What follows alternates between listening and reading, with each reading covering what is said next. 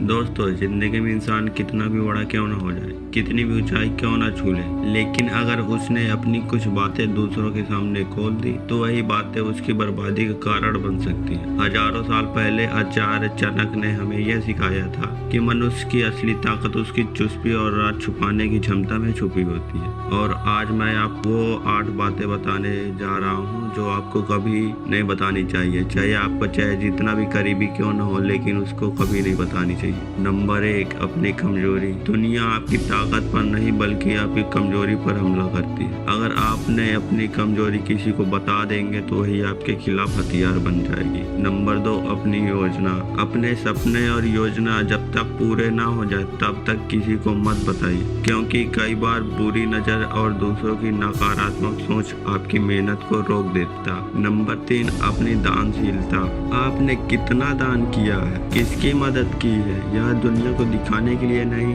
दान हमेशा गुप्त रहना चाहिए, तभी उसका असली फल मिलता है। नंबर 4, अपनी पारिवारिक समस्याएं। घर के झगड़े और रिश्तों की कमजोरी अगर आप बाहर वालों को बता देंगे तो समाज आपका मजाक बनाता है, इसलिए परिवार की बातें हमेशा परिवार तक ही सीमित रखिए। नंबर 5, अपनी आय और धन। कितना कमाते हैं, कहां से कमाते हैं, यह सिर्फ आपके और आपके परिवार का विषय है। धन की बातें कभी सार्वजनिक न करें, वरना लोग या तो ईर्ष्या करेंगे या फायदा उठाएंगे। नंबर 6, अपनी रणनीति। किसी काम को करने की रणनीति हमेशा राज रहती है। अगर आपकी रणनीति लोगों को पहले ही पता चल गई तो आपकी जीत आधी हार में बदल जाएगी। नंबर 7, अपना अपमान। अगर किसी ने आपका अपमान किया है तो उसे हर किसी को मत बताइए, क्योंकि लोग आपका दर्द नहीं बल्कि आपकी कमजोरी देखकर हंसेंगे। नंबर 8, अपने आध्यात्मिक अनुभव। ध्यान, पूजा और आध्यात्मिक अनुभव बहुत निजी बातें होती हैं,